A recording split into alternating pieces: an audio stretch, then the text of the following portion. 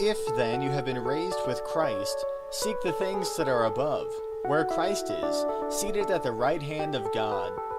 Set your minds on things that are above, not on things that are on earth. This is the second week of presentation.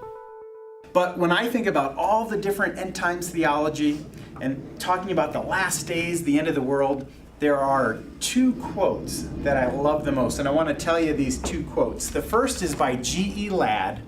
And he said this, listen real close. Christ is never interested in the future for its own sake, but speaks of the future because of its impact on the present. And then he goes on to quote Kummel. And I love this quote. This is my favorite end times quote.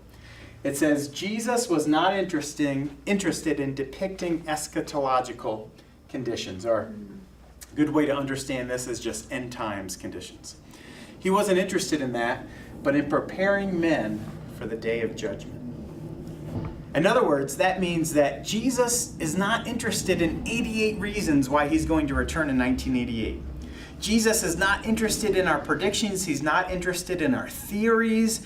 He's not interested in the way we take the symbols in Revelation and compare it to modern day things like helicopters and the way we do that. Jesus is interested in getting our hearts ready for him to return. And when we look at the New Testament, when we look at the books that Paul wrote, that was what Paul was interested in helping the churches understand. For you have died, and your life is hidden with Christ in God. When Christ, who is your life, appears, then you also will appear with him in glory. If you would like more information on .W Evangelical Church, check out dotheword.org.